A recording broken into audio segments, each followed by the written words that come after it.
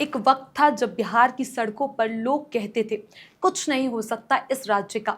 लेकिन वक्त बदला, सोच बदली और अब बदलने जा रहा है बिहार का भविष्य भी। क्योंकि चुनावी रण का शंख बज चुका है। नेता प्रतिपक्ष तेजस्वी यादव ने जनता के सामने एक ऐसा विजन रखा है जो न सिर्फ उम्मीद जगाता है बल्कि सत्ता में बैठे नेताओं को खुली चुनौती भी देता है। नमस्कार, मैं चेष्टा नागर और आप देख रहे हैं द हिंदी टॉप। तो क्या तेजस्वी का ये नया मिशन बिहार में एनडीए के लिए खतरे की घंटी है? क्या ये भाषण सिर्फ वादा था या बिहार में राजनीति की नई दिशा की शुरुआत? बिहार के युवा नेता तेजस्वी यादव ने एक बार फिर अपनी साफ बातें और मजबूत दावों से चुनावी मैदान में हलचल मचा दी। उन्होंने अपने हालिया भाषण में बिहार को देश का नंबर 1 राज्य बनाने का संकल्प दोहराया।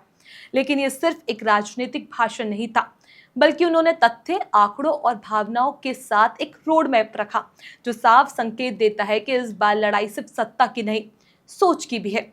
तेजस्वी ने सबसे पहले बात की अपनी 17 महीने की सरकार की, जब वो मुख्यमंत्री थे। उन्होंने बताया कि उस कम वक्त में उन्होंने 5 लाख नौकरियां दी और 3.5 लाख पदों पर भर्ती प्रक्रिया शुरू की। यह आंकड़ा उन्होंने ऐसे वक्त में सामने रखा जब बेरोजगारी और नौकरी सिर्फ बिहार ही नहीं, पूरे देश की बड़ी चुनौती है। उन्होंने जनता से कहा, हमने दिखा दिया कि अगर ईमानदारी और मेहनत हो तो असंभव भी संभव हो सकता है। यही नहीं, तेजस्वी ने 2020 के चुनाव में किए गए अपने 10 लाख नौकरी के वादों को भी याद दिलाया। उन्होंने कहा कि उस वक्त एनडीए ने इस वादों पर मजाक उड़ाया था, लेकिन हम दिखा चुके हैं कि हम जो कहते हैं वो करके दिखाते हैं। अब ये बात सीधी है, युवाओं को दिल को छूती है, क्योंकि पहली बार किसी नेता ने वादा भी किया और काम भी दिखाया।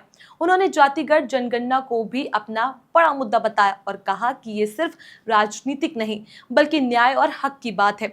इसी से बिहार को 65% आरक्षण का रास्ता मिला। अब उनकी योजना है डोमिसाइल नीति लाकर बिहारियों को नौकरी में प्राथमिकता देना, यानी बिहार के बेटा बेटियों के लिए उनका हक पक्का करना। अब सवाल उठता है, क्या जनता इस विजन पर भरोसा करेगी? तो जवाब क्यों नहीं। तेजस्वी ने कहा, मेरे इरादे नेक हैं, उम्र कच्ची पर जुबान पक्की। और सच कहें तो ये पक्की जुबान बिहार में उनकी सबसे बड़ी ताकत बनती जा रही है। अब इस पूरे भाषण का एक खास असर सियासी गलियारों में देखा जा सकता है। एनडीए की नींद उड़ी हुई है, लेकिन तेजस्वी ने सिर्फ सरकार को कोसा नहीं बल्कि एक पॉजिटिव एजेंडा भी रखा और यही बात जनता को पसंद आती है। राजनीतिक जानकार मानते हैं कि बिहार चुनाव 2025 अब सिर्फ मुद्दा नहीं, छवि और भरोसेमंद पर लड़ा जाएगा। और तेजस्वी ने अब तक अपनी साफ छवि को आगे रखकर युवाओं, किसानों और मजदूरों को साथ देने जोड़ने की कोशिश की है। तो वहीं एनडीए के लिए खतरे की बात है, क्योंकि अब विपक्ष सिर्फ आरोप लगाने तक सीमित नहीं है बल्कि ठोस विकल्प पेश कर रहा है। तेजस्वी का विजन न केवल आरजेडी के कोर वोट बैंक को मजबूत करेगा बल्कि नए मतदाता वर्ग को भी आकर्षित करेगा, खासकर शहरी युवाओं और पढ़े लिखे बेरोजगारों को।